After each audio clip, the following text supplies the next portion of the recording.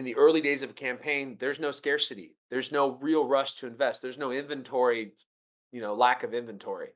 But as you get towards the end, is when you really want to hit them with the one-two punch. When there's less time left, when there's not a lot of space left, let's hit them with the big pieces of news. I think that's sort of a tried and true um, strategy that I follow. Now, there's a lot of different ways you can approach it, but those are the two things that I think work the best in these sort of fundraisers.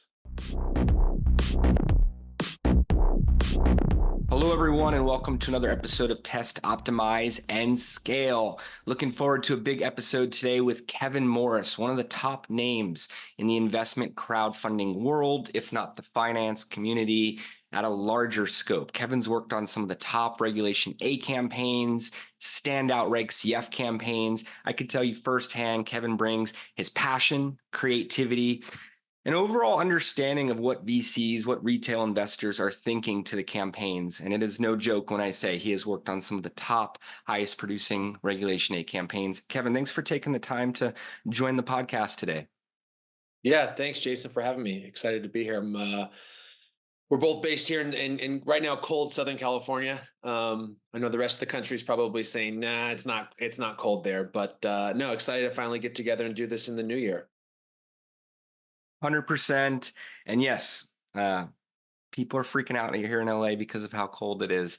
But I know you have a long storyline for how you got into the space and what's made you effective on these campaigns. I thought we could begin with your story and begin familiarizing viewers, listeners with what your background consists of and what you've been able to use to see success on investor marketing initiatives.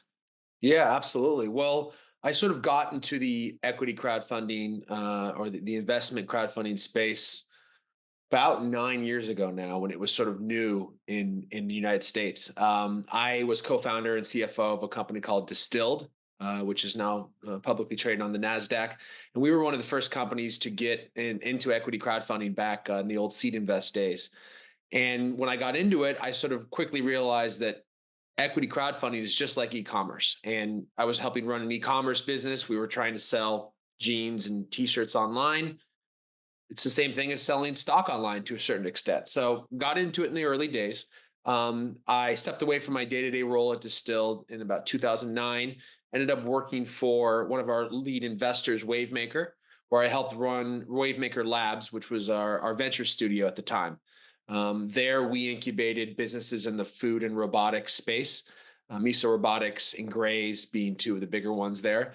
And in addition to sort of running the day-to-day business non-engineering side of those companies, I helped fundraise for the companies, and equity crowdfunding was sort of our big thesis there. We would incubate the businesses in-house and raise capital through equity crowdfunding. And there I really honed my skills in the space, really learned all the different moving pieces of managing an equity crowdfunding campaign, and total have raised almost $150 million for my own companies through the space.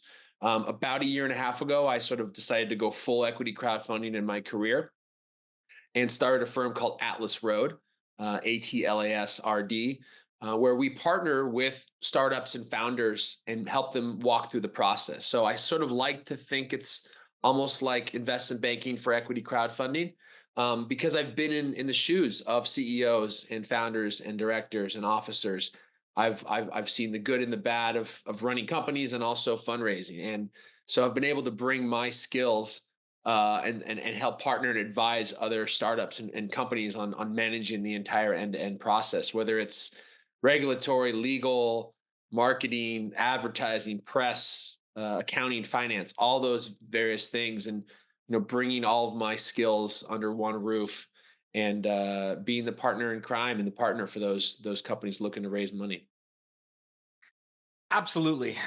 I'm a data guy. I'm always living in the numbers. I saw Reg CF, regulation crowdfunding, the average valuations up to 39, $40 million were years back. You'd expect more of a 10, $20 million company.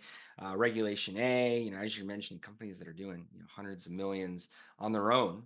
I have been a champion of the vehicle since the early days alongside you, in the sense that It does break up the traditional VC program. Not to say that I'm not a fan of it, but just that access to capital and having more founders into the loop with more control. Like you said, hey, I'm going to take it live on this date. We're going to do a rolling close. We're going to wrap the round at this point. This is the valuation we're setting. There's no preferred terms. It's not that back and forth dance. No one's playing Shark Tank as much as, hey, we're bringing investors. Some of them are customers, clients.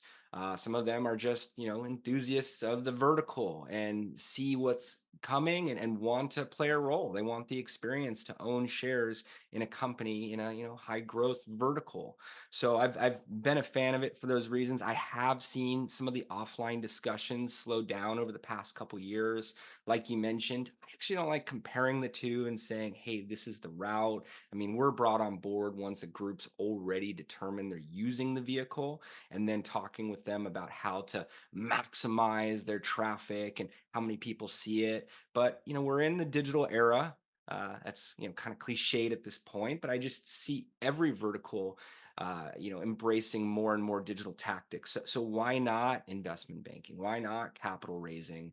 And as there's more and more awareness, I mean, there's about 1,400 companies, I think it was 1,434 that did Reg CFs last year. A lot of data on the CF, so I kind of point to that a lot. I know the bigger arenas, Regulation A, but why not use outreach tools to bring in, as you said, much higher volumes of prospective investors? Why not use advertising, PR to bring in millions of eyeballs? I just believe this is going to be at the forefront of fundraising as we look 5 to 10 years down. So, completely agree on all those points. Yeah. Yeah.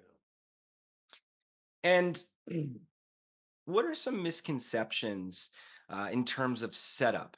For any founders that are listening in, do you have common questions that you get from them, common points that you wish you could emphasize earlier on for a stronger foundation towards success? Yeah, I mean, I think it's going back to my experience in e-commerce, and I know in your professional world you also do a lot of stuff, and you've had a lot of experience in the e-commerce side outside of equity crowdfunding. To have a successful e-commerce business, it takes a village. There's a lot of different moving pieces. You have to have, obviously, of course, the right product, the right price point. You have to have the right sizes in stock. You have to have the right images to show the product. You have to have the right marketing channels, the right email funnel. All those things have to work in tandem for you to have a successful business. You could have, and I've experienced before, you could have the greatest product in the world, but if you're missing, again, I come from the denim industry, jeans, if you don't have size 32 or size 34 available online, your ads aren't going to work well, and no one's going to want to buy because half of your audience isn't going to, the ads won't optimize, and so on and so forth. That sort of same mentality applies to equity crowdfunding. You could have the greatest business in the world, but if it's not set up well for crowdfunding, Jason, you could have, I always use this example, you could have this great med tech company that's going to change the world, but if you don't set it up for success from a crowdfunding perspective, you're going to fail and fall flat on your face. And what do I mean by that? Well, do you have the right valuation? Do you have the right share price? Do you have the right minimum investment? Have you done the right audited or reviewed financials? Even if you have those, great, that's fine. Do you have the right images? Because again, you're not selling people in a one-on-one conversation for your product or your investment opportunity. You're selling thousands, if not hundreds of thousands of people. So you have to have the right, content. You have to have the right funnel. So not only are you bringing people efficiently into your funnel, but are you retargeting them properly? Are you using email marketing, potentially investor relations or investor services to push them down? These things you understand. You get it, and I'm sure a lot of people on the call get it. But from a founder perspective, the founder could be an engineer, a creative, a doctor who came up with the business. It doesn't mean that they're going to understand how to successfully execute an equity crowdfunding campaign. And so it's important. And I've learned this the hard way too on plenty of raises. You make a mistake here, you have a success here. All those different things can really have can make or break your fundraise. And so again, just tying it in a bow, just because you have the best business in the world and you think it's the best business doesn't mean you're going to execute a successful crowdfund. It takes a village. and it takes moving a lot of different levers to have success. And denim, what a perfect analogy, perfect example. I know it's difficult to Yeah. sell online and command a certain price point, but we all wear pants. And we've seen pants at retail stores that have excellent websites or points of sale online. We've also seen brands that you get to their site and you don't feel comfortable making a purchase. You don't even know if you're going to receive the product, let alone if it's going to take days, weeks, whatever to get it. And if it's the wrong size, with I just don't want to buy it online could be the Yeah. mentality, you know? So that's such a perfect thing to bring up because the comparison, if you get to an offering page, doesn't matter reg CF, reg A, reg D, I mean, there's similarities across all of these. If something looks off, why are you going to invest? Right. Especially without speaking to somebody on the other side, and the vehicle's built for thousands of investments to take place from audiences of hundreds of thousands if not more viewers. So that offering page, the video, every piece just on that centralized location needs to sell almost stronger than it could offline, almost to a better degree than sitting down with the founder. And they're able to point at lead customers, publishers who've talked about them, lead investors. They could actually get a lot conveyed in a small amount of time. But if that page isn't brought up to speed, you can drive millions of people to it. It's just not going to hit its goals. Exactly. And again, going back to ecom, if you run an ecom business, that's your core function, that's your day to day. So you optimize for those things, and you sort of that's your day to day. If you're doing crowdfunding, that should also be your day to day. You should think about it, but you may not be because you are selling. You're the most genius inventor or founder ever. Doesn't mean you understand and know how to run ecom website, and that's exactly what equity crowdfunding is, but with a regulatory compliance and an audit component. So it even adds more complexity. The other thing, as I said, and I'm gonna do the whole pitch for the title of the podcast, test, optimize, scale, is when you're raising traditionally, you're getting some feedback from investors who say no. You may not get all the feedback. You don't get a lot of data points either because you're knocking on doors and you're taking pitches, and you may do 100 pitches, which is a lot. That's still n equals 100. With equity crowdfunding, again, because it's ecom, you have data points on everything. So you can figure out what's my cost per lead, my cost per investment start, my cost per add to cart, by UTM, by source, and you can optimize, right? And you can continue to test, right? On the ad spend side, if you are driving dollars to bring people to your deal, you're spending a few $1,000s here, a few $1,000s there.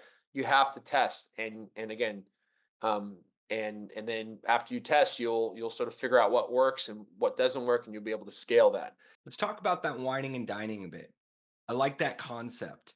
And it paints the picture that it's not the first date, it's not the first visit to the offering page that relationship um, gets activated. Meaning, an investment probably not going to happen on the first visit. It may take the entirety of those 90 days, of those 6 months, like you're mentioning. I know that's never a comforting thought to a founder of, yeah, this is going to show up at the end because anything could happen in the market. There's so many variables. What have you seen to be the most effective dates in that wine and dining process? What have you seen to be the most impactful marketing tools? Investor email newsletters, PR. I know some of these things are harder to land than others, but what pieces have you seen to produce the strongest results during that 3 to 6 month period? Yeah, so I'd say two major things. One is most founders you talk to, and I'm sure you've seen this too. You say, "Well, how much do you want to raise?" And they may say, "I want to raise 10 million bucks." Right? And that's probably what they need over a period of time, but that doesn't mean that that's what they should go out and raise all on one campaign.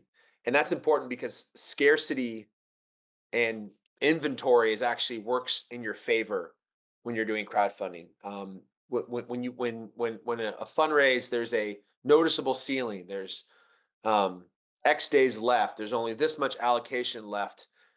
Your funnel is going to work stronger for you. Both the people who are in there are going to say, "Wait, I only have 2 weeks left. There's only $1 million left." They're going to convert faster. That'll also help your ad dollars. Your ROAS will, in theory, go up, right? Your ability, the leverage you have in your ad dollars will also go up when you're driving traffic, one, to a page that shows the scarcity, but two, the dollars that you've already spent. So I often tell people, hey, even though you need to raise 10, let's think through how can we split that up? How can we make that work better for you and structure your campaign, right? Again, it's not just about the assets, but it's about the size of the campaign, the deal terms. And so that's something, especially with regulation CF, that you can do. The other thing is because of this whole whining and dining aspect, that scarcity works better for you when the final month, the final few weeks, that's when you're putting out the big updates to the business, right? That's when you're sharing revenue goals. That's when you're sharing new partnership announcements. Now, obviously, you can't make those up out of thin air, but you can pre plan those. You can work with in my scenario, I work with my clients and say, hey, let's say it is a 6-month campaign. What things do you think will happen throughout the next 6 months that maybe we can pocket and sort of put in our back pocket and announce when it makes sense? Just because we hit a record number in February doesn't mean we have to announce it in March. We can announce it in April. We can announce it in June. Um, Same thing with press too. All those things work really well. Because again, in the early days of a campaign, there's no scarcity. There's no real rush to invest. There's no inventory, lack of inventory. But as you get towards the end, is when you really want to hit them with the 1-2 punch. When there's less time left, when there's not a lot of space left, let's hit them with the big pieces of news. I think that's sort of a tried and true um, strategy that I follow. Now, there's a lot of different ways you can approach it, but those are the two things that I think work the best in these sort of fundraisers. Showcasing momentum, showcasing traction, perhaps Yeah, building a content calendar at the beginning to talk exactly. about at least topics that could be mentioned later, maybe events that are planned, others that are hoping that may occur at that point. Don't want to enter the closing period weak. You want to be able to really have that fear of missing out present in the audience's eyes. Exactly. Yeah. And if you look at sort of traditional e-commerce when we're selling, apparels, consumer packaged goods, things like that, you don't necessarily have that to work with. You have the Black Friday sale. That's sort of your thing. So it's almost like the opposite, where you're going to see a lot of revenue come in, but your gross margin is going to be reduced. And so that's one of the nice things I think about equity crowdfunding is you have those you in theory have more tools to work with. Absolutely. And I find that many campaigns don't work right out of the gate as much as, hey, we need to keep tweaking. Like you said, return on ad spend, ROAS may not peak till a later point. So you may not even have the validators that it's actually happening until a later stage. So being able to go back to the drawing board, see what's delivering, working on multiple campaigns. We're in our sixth round with one client. As the audience builds, as you have more to point at, the numbers speak loudly. How much has been raised? How many investors thus far? I tend to see those conversion rates just go up and up. Yeah, no, the social proof is huge. How much you've raised, the investors, but also, yeah, you may hit a certain ROAS on your first campaign. You keep raising and you're showing progress in the business. Again, that wine and dining thing on your second or your third raise. The hope is those investors that or those leads that didn't invest are still following along. You've already paid for them. And so hopefully they will maybe you activate them in the second round, the third round. But you're right, it's scary because your freshman effort on crowdfunding, if it tends to be a little scary the first month. Now, obviously, there's a lot of things you can do to set yourself up for success to make the beginning more efficient and bring more dollars in. But it is this sort of curve where you start a little strong and then it goes along and then it picks up at the end. And um, I've been there as a founder and executive where I'm sort of hoping that we're going to see things improve at the end, and they usually do. But it's scary to tell my clients, "Hey, just trust the process. We've spent the last few months planning for this, and just they need to trust that at the end things will pick up, and the round's going to finish strongly."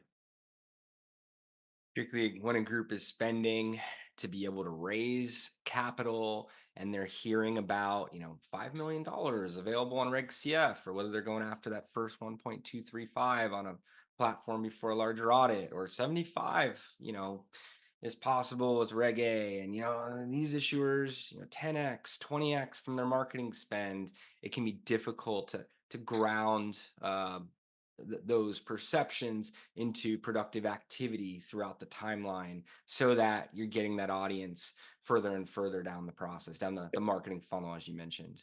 Yeah, no, exactly.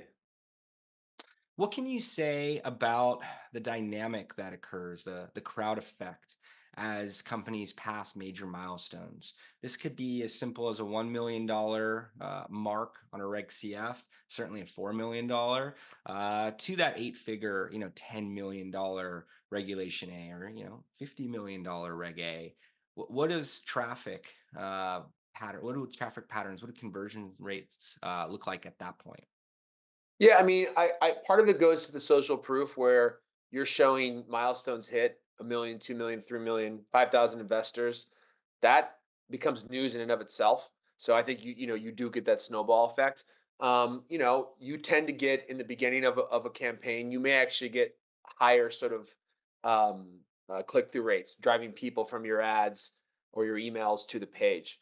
But you may see sort of a higher cost per add to cart or cost per top of funnel where you're getting people to start the process, but the conversion rate sort of hovers along. And so you're not actually converting people down from from the bottom to actually invest right away. But as the round picks up, you start to see you're spending more on ads. Maybe if you're doing a real ad driven campaign, your cost per click will actually start to go down because you're spending more, but you will start to push people down the funnel. And so as you're hitting milestones, as you're doing significant business updates, that's when the bottom of the funnel will start to convert. And again, I think it goes back to a $50 million Reg A. Like, I wouldn't do that all at once. That's a big lift. So start to use break up your fundraises into smaller bites, where then you start to have more milestones to pump out. $1 million raised, 50% left, 10 days left to raise. You can actually make, you can split up the deal structure and the terms to work in your favor. You can also do things like unique investor perks, where you invest the first round, fine, that's the first round. The second round, we know we're gonna have to bring in new eyeballs to the round. That's fine. But why don't we offer something unique to existing investors? If you reinvest, we'll give you this perk or that perk. Again, I like to go back to ecom. LTV, it's all about increasing the lifetime value. So for us, it was okay, we bring someone in the funnel at Distilled. They bought the jeans, they bought the t-shirt, fine. AOV or lifetime value of 150, same as the AOV. It's their first order. Well, what can we do? We've already paid for them to be in the funnel, to be our customer. What can we do to get them to spend more? Well, let's launch new products. Let's pull them. Let's get them excited. Let's give them a discount to buy something else. Kind of the same mentality with equity crowdfunding too. How can we do other things to convince people to invest in investor specific webinars? If you're an existing investor, you can join a exclusive webinar. You can do a Q&A with the CEO. It's all sort of related. And so, you know, there's so many different levers that you can pull um, running a crowdfunding campaign beyond just having a cool business to invest in. And want to highlight to listeners, to viewers, Kevin has run campaigns of these sizes. Hearing Miso Robotics, those recommendations to put off into smaller sizes, I think is brilliant. And it speaks to the marketing best practices of creating that scarcity, creating that hype. Uh, Kevin's talking about content marketing and webinars and all of these moving pieces, not just direct response advertising or hoping that you get the largest investor email newsletter to cover you, or your campaign just won't work. Talking about the trajectory of the campaigns. I just think these are awesome recommendations. Um, have you seen any types of messaging resonate more with prospective investor audiences? I know the social proof, the party validation is king, but if an issuer is not quite there yet, is it the product? Is it number oriented for what they've done for revenue? Anything that you really push founders, issuers you work with to execute? Yeah, I mean, obviously stats, revenue growth, number of customers, those things help. The messaging and content's really important. And Jason, we have a shared friend who's a client of mine who um, he is so passionate about his business when he's selling it and promoting it. And for him, he insists, and mad respect him. He wants to write all and review every email that goes out because there's a certain messaging and candor and everything he uses that resonates well with the crowd. And so, I think it's great to see founders actively involved in this. They're running the business, but they're also like they want to put their own varnish on the messaging. And he also, he'll take any call with any prospective investor to a certain extent. Even if they're putting in $1,000, he'll hop on the call with him. And that's another thing that you can do as a founder. There's plenty of successful raises that haven't done a lot of advertising. They've raised on platforms and they've been the one pounding the pavement. They've posted on LinkedIn. They maybe didn't even have a customer base really to work off of us because maybe they were B2B. So there's a lot of things you can do to customize your messaging that I think resonates really well with the crowd. It doesn't work with every business. It may not work with every founder, but I've seen it. I've been proven wrong, and I've seen a lot of scenarios where the using the right tone, the right messaging. Maybe it's video, maybe it's short videos, 30-second on the phone that company's putting out. There's a lot of things out there beyond just spending a buttload of advertising dollars to bring investors in. I say the most active founders have the most successful campaigns. Yeah. When I look at our client list, when I look at groups industry wide, that tends to be a commonality, a present factor. And if we're getting handed more alpha to be able to promote on a regular basis, hey, they were just at this conference, they were just on this podcast, look at this new deal that they did outside of what we planned on in the content calendar. It just gives us that much more to work off of to create that interest, create that engagement, to push further and further along to conversion from the investor audiences. Where do you picture the space going?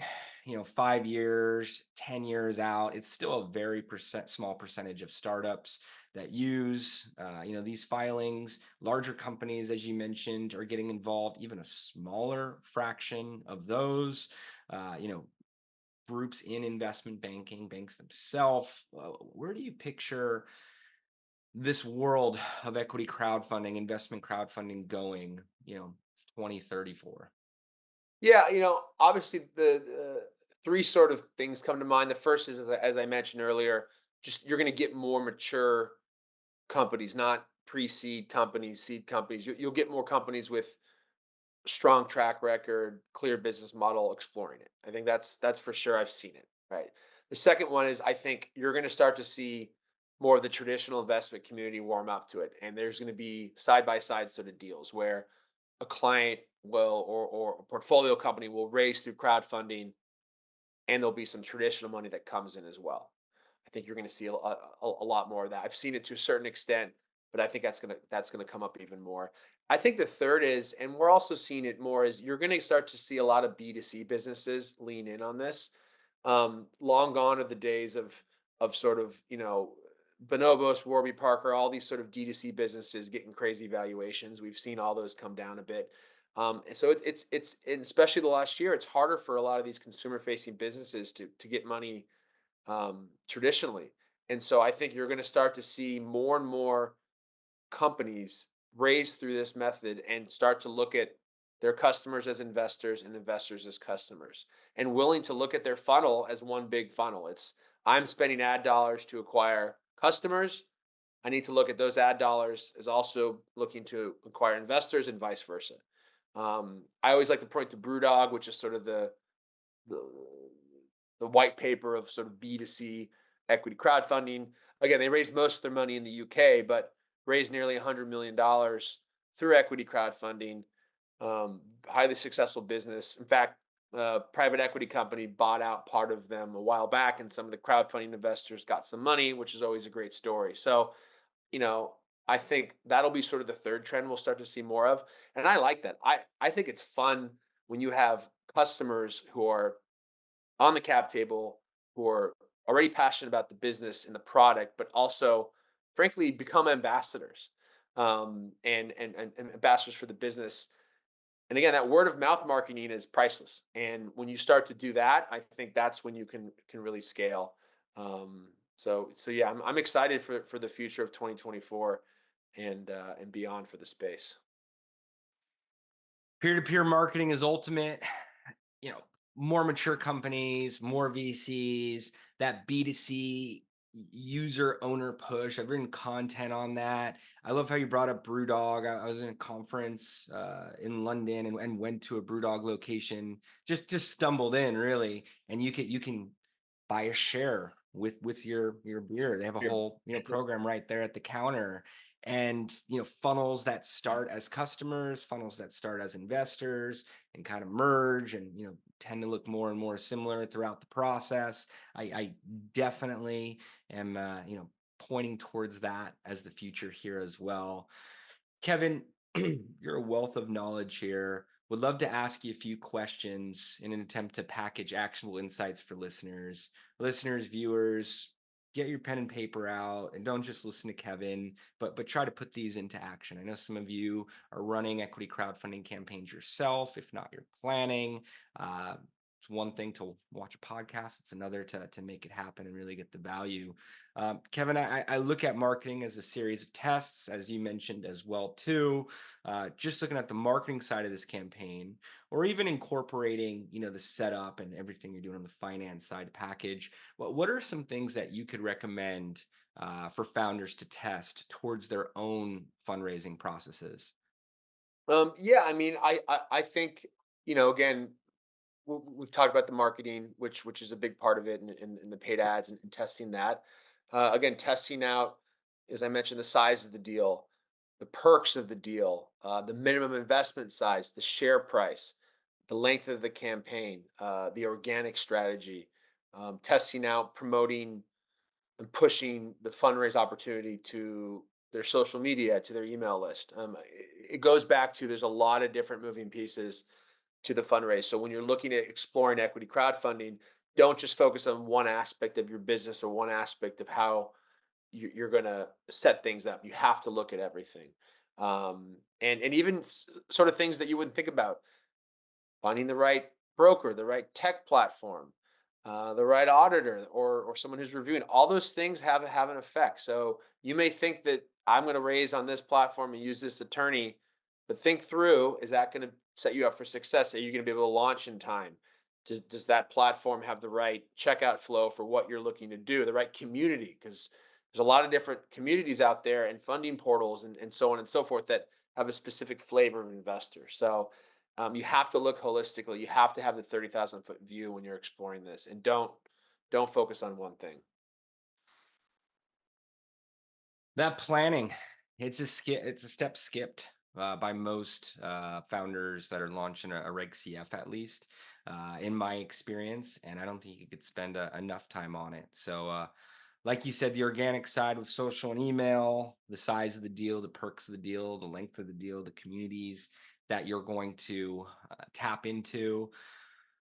What about when you do all of that, you go live and you're not seeing the performance that you need, not even want, company physically needs. You've spent all of this time, with legal and accounting. Maybe there's a portal, maybe there's a software stack that you're using.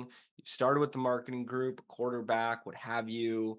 What can you productively do to optimize and get your campaign to a better point? I know this question also addresses companies that are doing well and trying to figure out what's working best and optimizing towards that, do more of what's actually happening. But success rates, I think Reg CF is about 10% mark, only about 10% raise, about 643K or more. There's a lot of companies that get stuck without enough traction in the early stages. So this is, my favorite question because I think it's the most useful. What can we recommend to groups that need to optimize? Yeah, I mean, again, we'll focus on the Reg CF because you can start and stop that a lot more easily. Look at everything. Ads may not be working well. It may not be because the ads aren't good. It may be because your deal page isn't set up properly. you don't have the right terms. You may not be doing enough organic push. I've seen plenty of clients that don't want to rely on their email list at all, and they the race may not be going well. And I'm like, well, you have a 30,000 person email list. You should ping them a couple times. Let's start that flywheel effect. And you just brought it up, and we were offline about something about this earlier. It's if the round isn't off to a good start, it can be the kiss of death, and you need something to jumpstart it, because if you get in no man's land and you're hovering around a small amount and you're not willing to try new things, then you're as good as dead. That's the thing, because you only get one or maybe two or three tops, but you only get, I take that back, only get one first equity crowdfund launch. So hopefully you set yourself up for success. Maybe you work with me, maybe you work with Jason, but be nimble, be flexible, and be willing to adapt, or be willing to test, optimize, and scale to hopefully get a successful raise done. Then the fun question, and for you who have a unique perspective on this, how do you scale? You see it working, you're hitting your milestones. I know it's in bite-sized campaigns, as you mentioned, which just mentioning again, so audiences can really emphasize that, or really take a highlight of that. How do you take a campaign from here, performance wise, to industry leader? You know, um, a lot of different ways. And again, I think I've given you a lot of examples, Yeah. but look back at what's worked well for you before in the prior rounds. Always always try and reinvent yourself.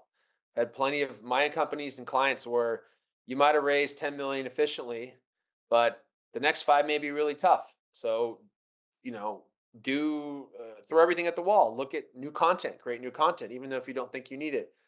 Do a brand refresh. Again, look at your perks, look at your deal terms, reanalyze your funnel and say, hey, maybe there's a sweet spot here. Maybe we need to figure out a way to capture this 25% that's never clicked on an email.